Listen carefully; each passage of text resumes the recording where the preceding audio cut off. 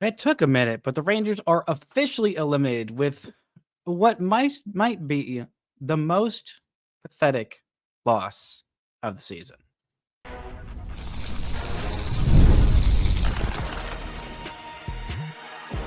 You are Locked On Rangers, your daily Texas Rangers podcast, part of the Locked On Podcast Network, your team every day.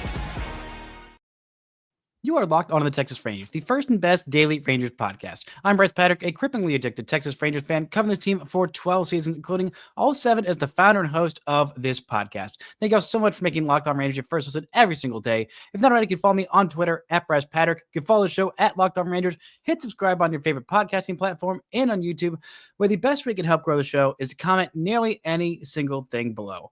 Now, on today's show, we're talking about the Rangers being officially eliminated from playoff contention. Maybe the least effortful loss of the season. And just, is this the worst stretch of baseball by the Texas Rangers I have ever seen? Maybe. Before we get into all that, today's episode is brought to you by Gametime. Download the Gametime app, create an account, and use code LOCKEDONMLB for $20 off your first purchase. Now, last night, the Rangers' magic number was just one.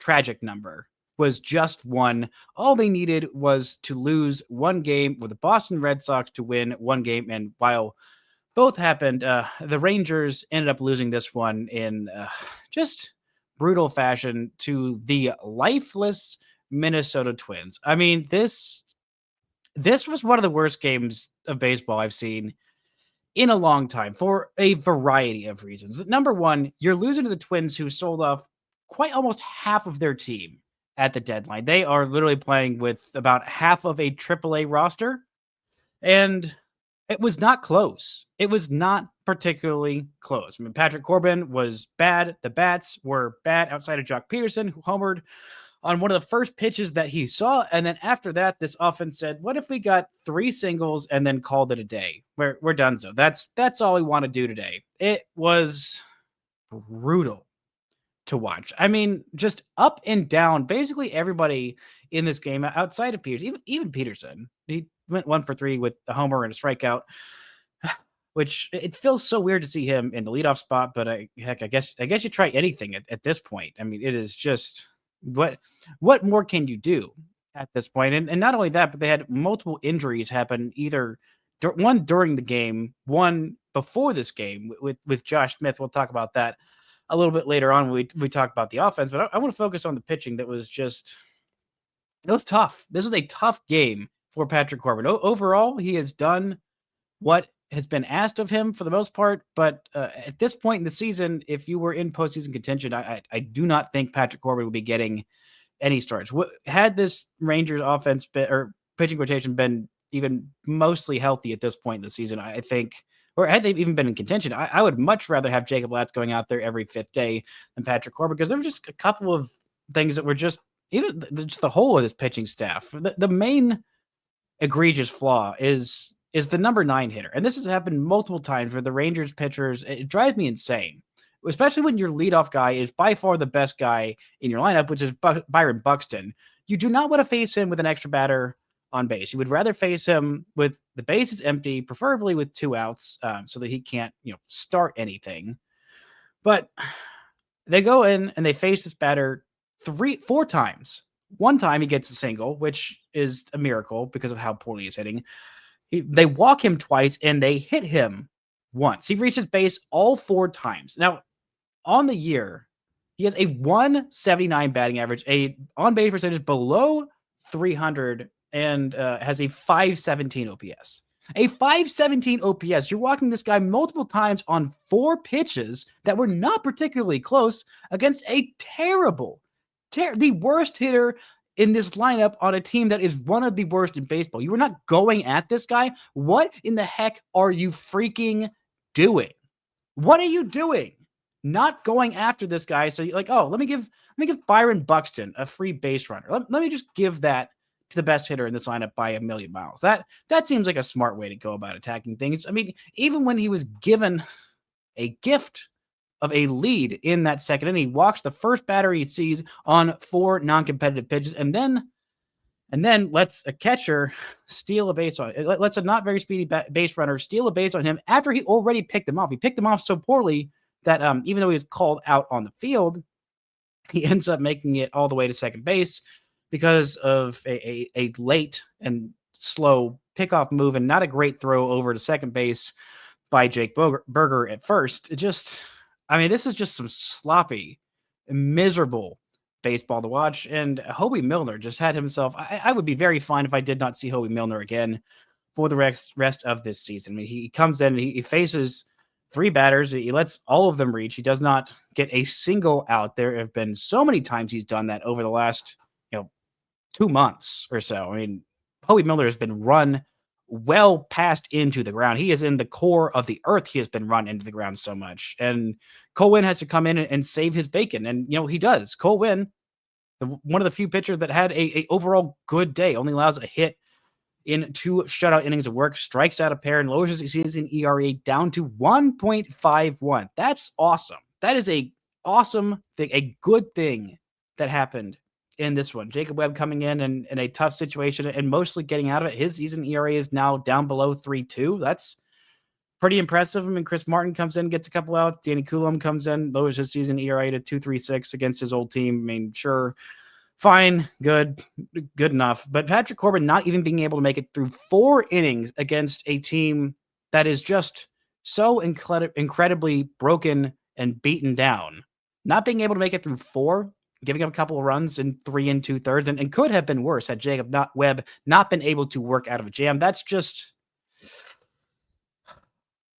yikes. I mean, this is just not fun. The Rangers are officially eliminated from playoff contention, and heck, it looks like they're going to end up with a losing record again this year. I mean, again, with the team that they have, with the pitching staff that outside of days like today has mostly been incredible. It is still the best in all of baseball. I mean, still by far the best pitching staff in all of baseball. You give up 4 runs to this hapless, hopeless Twins team, and your offense can't do much of anything. Well, I'll get to them in just a second, because the offense, as much as I'm railing into the pitching staff on this one, this one is even more on the offense. It is just some abysmal baseball. And again, these pitchers not being able to hold base runners at all. I mean, not only walking Grievous Vasquez, but letting him steal a base on you with a walking lead. You didn't even look him over? Are you kidding me?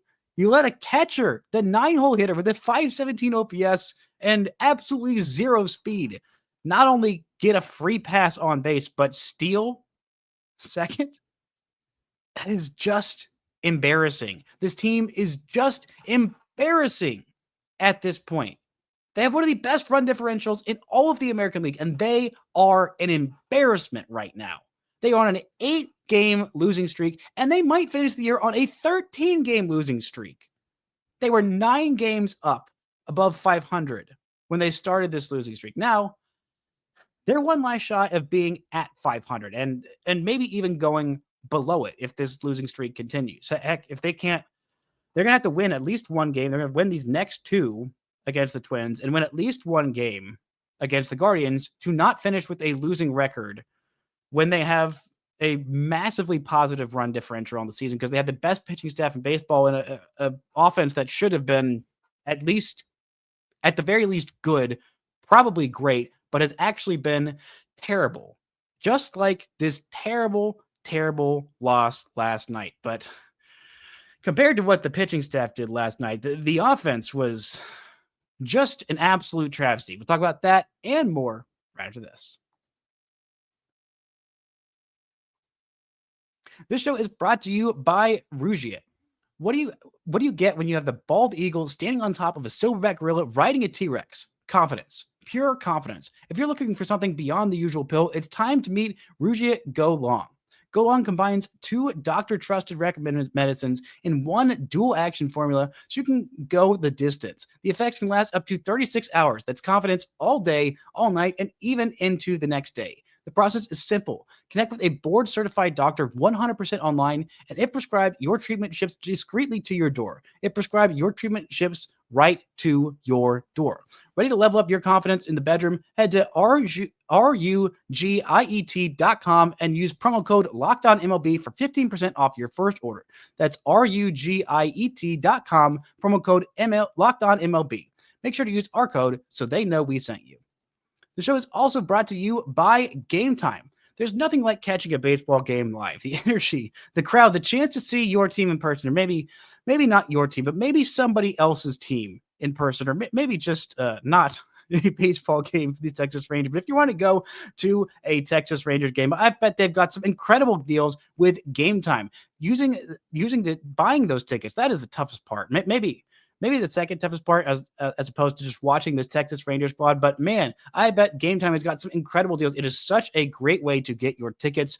And I don't think there's going to be a lot of competition for the final 2 games of this Texas Rangers season. Or if you want to get tickets to go to another event, Gametime is incredible for that as well. If you want to go to a concert, you want to go to live theater, you want to go to stand-up comedy, or you want to go see a stand-up comedy act, the Texas Rangers in 2025, that is a funny act. So download the Gametime app, create an account, and use code LOCKEDONMLB for $20 off your first purchase. Terms apply. Again, that's promo code LOCKEDONMLB for $20 off. Swipe, tap, ticket, go. Download Gametime today. Shout out to the Everydayers picking Locked On Rangers first listen every single day on tomorrow's show. That's right, I'll be back at it because I am a cripplingly addicted Texas Rangers fan. That's why I will be watching the next game of this brutal season.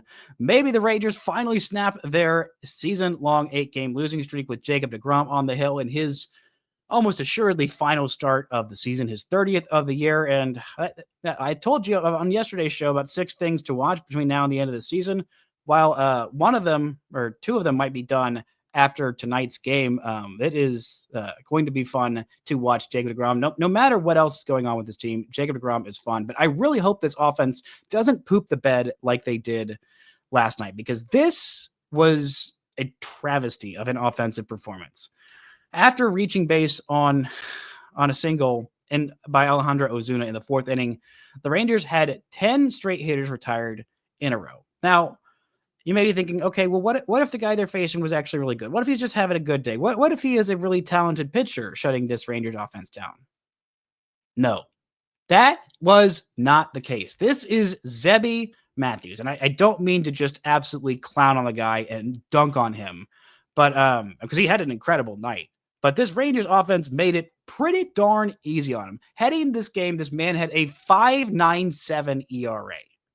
5.97, just barely shy of a 6 ERA. That's bad. That's really bad. In his last 3 starts before facing off against the Texas Rangers, you look at the most recent start, you get the New York Yankees. He went 3 innings, allowed 11 hits and 9 runs. That's bad. That's really bad. And then against the Angels, who are not a good baseball team. The New York Yankees are a good baseball team, a good lineup. Something the Texas Rangers squad is not. Against the Angels, he didn't make it through 5 innings, and he allowed 7 hits, 5 runs. Not good. Start before that, the Chicago White Sox did go 6 innings and allowed just 1 run on a solo homer and struck out 5. That's fine. But that is not as good as he did against this Texas Rangers squad. 7 innings, just 4 hits. The only one he gave up was on that solo homer by Jock Peterson to lead off the Texas Rangers bottom of the 1st, and that was it. No walks, just the 4, I would say 4 base runners, but they also had a couple guys reach on some pretty bad errors, had 3 base runners multiple times that they absolutely could not cash in on. They at this time, at least it was different from the rest of the Rangers' terrible offensive performances, because in most of the other ones, you're like, wow, the Raiders went 0 for 10 with runners scoring position, 1 for 27 with runners scoring position. This time, they only went 0 for 1. So only 1 runner in scoring position the entire night. The entire night. This offense was just putting together bad at bat after bad at bat. I mean, Jamie Newberg pointed out this pattern with the Rangers offense a couple of months ago, and I have not been able to unsee it. The pattern is take strike 1 right down the middle of the plate. Just the most hittable pitch you've ever seen. And then you're down the count 0-1. You think, okay, now I need to swing at this next pitch. No matter where it is, the Ranger offense thinks, I need to swing at this next pitch. I don't care if it's thrown into Timbuktu. I need to swing at it. they chase, they swing and miss, they're down 0-2. And then before you even blink, they're down 0-2 time and time and time again. I saw this happen so many times from Cody Freeman, from Alejandro Ozuna, from Jake Berger. I mean, even Langford did it.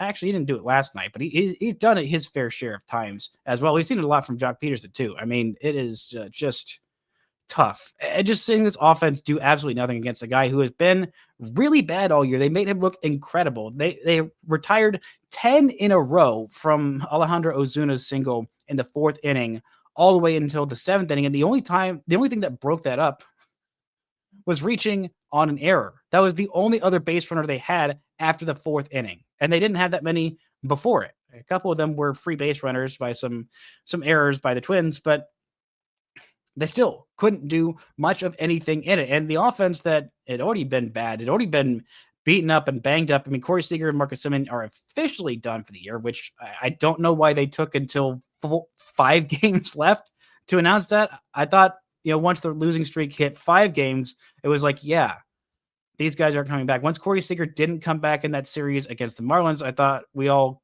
assumed, yeah, he's not coming back this year. Why would you come back? The playoff chances are nothing. Why would you risk making that appendectomy return even worse? Why would you risk Marcus Semien breaking something else in his foot and then having to spend all this offseason rehabbing and then come back, maybe even delayed into spring training next year if you broke it bad enough? I thought that was pretty obvious that those two guys weren't coming in. And then I saw the Rangers tweet out a second different lineup, which I'm like, okay, so who got hurt? Who got hurt in this one? And was Josh Smith, who was scratched late in this one with a, quote, minor infection in his right elbow. An infection in his elbow? An appendectomy? A broken foot? I mean, what's next with this Rangers squad? What random injury is next with this Rangers squad? Are we going to have somebody miss one of the final 5 games with, lockjaw? Are we going to miss it with trench foot? Gingivitis? Like, what's happening here? An infection in the elbow? Where did that come from? An appendectomy? Or I don't know is somebody going to high five somebody too hard and break their thumb? Shout out Jeff Baker, or was it Kevin Kuzmanoff? It's been a minute since Craig Gentry high fived somebody so hard that they broke their thumb. But I wouldn't put it against this Rangers squad. I mean, even Wyatt Langford, I said in yesterday's show, I was, I wouldn't say optimistic, but just thinking, okay, all right, there's something to watch in these final 6 games. And the first thing that I put was, hey, how is Wyatt Langford going to finish his sophomore season? It's been a lot of fun watching Wyatt Langford do his thing. He's a 5.5 win player as a 23-year-old. That's awesome. He's awesome. It's so much fun to watch him play. And after missing a couple games with some left side tightness this weekend, I thought, oh boy, please don't let him hit the IL. Please let him come back. And he came back on Sunday and he homered and he walked a couple of times and he looked really good. Had a day off on Monday, comes back on Tuesday, goes through a couple of bats, plays center field, and then he's getting pinch hit for in the 4th, 5th inning by Michael Hellman. And I thought, oh boy, not again. He left this game with some left side tightness after the game. Wyatt Langford said, I don't know if it's going to require an IL stint, if his season is done, if he's just going to take a couple of days off and maybe make the trip to Cleveland and play some games there. But I mean, that's brutal. That is absolutely brutal. The one, it's a good hitter left in this lineup, because I mean, Jock has not been good this season. Jake Berger has been in what feels like an 0 for 30.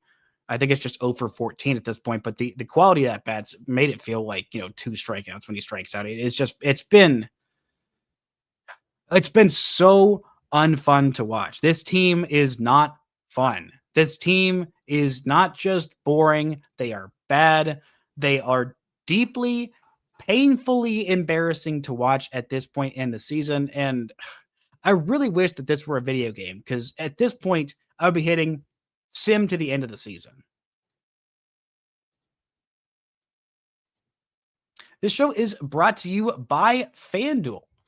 FanDuel is the NFL season is here, and FanDuel is making sure you're ready for kickoff with a can't miss offer. Right now, new customers can bet just $5, and if your bet wins, you'll get $300 in bonus bets to use across the app. I'm pretty sure FanDuel has taken down the Texas Rangers World Series odds now that they are officially eliminated. Yesterday, I believe that they were at plus 100,000. Right now, the favorites to win the whole darn thing, not the Los Angeles Dodgers, who spent $1 billion this offseason, but it is the Philadelphia Phillies right there tied with in second place. Philadelphia Phillies are at plus 420. Mariners and Dodgers both tied at plus 550.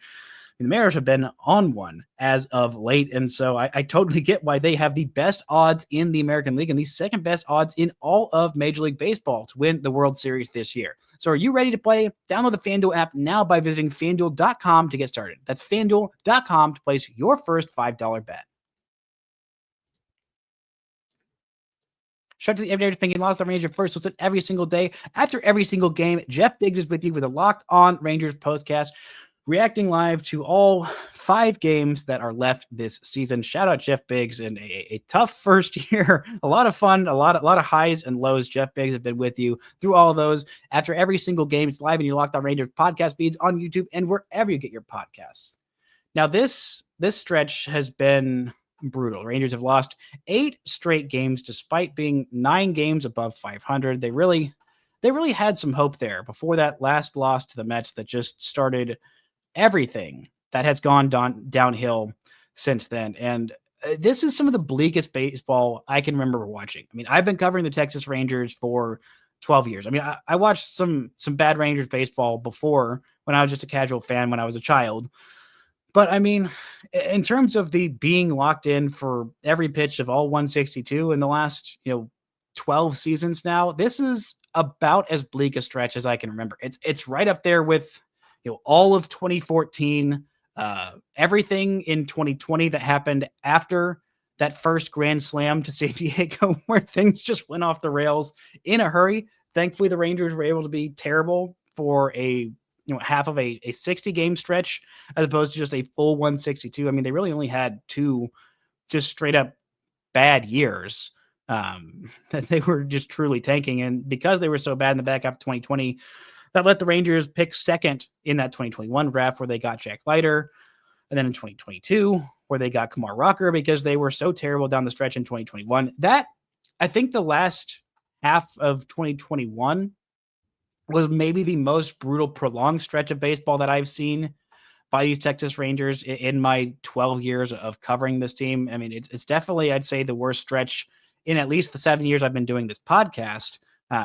Because, I mean, for me, it was personally a lot more devastating because Joey Gallo was my favorite Ranger, still will always be my favorite Texas Ranger of all time. And immediately after trading him, they just lost so many games by such a wide margin. And the farm system wasn't great. There was not a whole lot of reason for hope. And it felt like watching this game every day. I was like, cool. They're going to be but for half a decade, and it's going to be miserable to watch. Let alone did I know they'd be winning the World Series 2 years later. I don't think anybody in their wildest dreams could have possibly predicted all of that while watching the back half of 2021, of watching Jonah Heim hit a couple of back-to-back walk-offs. That saved me from the brink. I mean, that was huge. I mean, right in the midst of the longest losing streak of that season, Jonah Heim said, what if I hit back-to-back walk-off homers and give you just a little bit of joy down the stretch in 2021? That was beautiful. But overall, that was miserable baseball. And this stretch has been so incredibly miserable to watch. I mean, it's just like the life has been drained out of them. At least in that series against Houston, they were trying, they were coming back. I mean, even that first game, it was close. It was a close comeback. The Rangers couldn't quite pull it off. Same with that Tuesday game that really sealed the end of the season. But then on Wednesday and this whole weekend, I mean, this whole weekend against the Marlins, it felt like they were kind of fighting back. I mean, they weren't blowout losses by any means. This isn't a blowout loss. You lose by 3 runs. Very easily could have been made up in the span of an inning and had a miracle comeback. The Rangers have had bigger miracle comebacks against much better teams, much better bullpens than this depleted Twin squad, but they couldn't quite do it. But I don't know. I think just the immediate fall off after such belief, after finally they all tricked us. Maybe you didn't get tricked. Maybe you thought this whole time, even when they were, pulling out sweeps against the Brewers and pulling off a series win on the road against the Mets with just this ragtag bunch of guys who I did not think would be big leaguers at all this year, let alone impact big leaguers. Guys like Michael Hellman, guys like Rowdy Tellez on this squad, Alejandro Ozuna. Heck, even Dylan Moore contributing in a big way down the stretch, and of course the rascalist rascal of these little rascals in Cody Freeman coming in together and doing his part. But this is tough. And what's crazy about it is I've been covering this team for 12 seasons, been writing or podcasting about baseball since the 2014 season. And in that span, they've had 3 winning seasons. 3. So this is the 4th best team I've ever covered.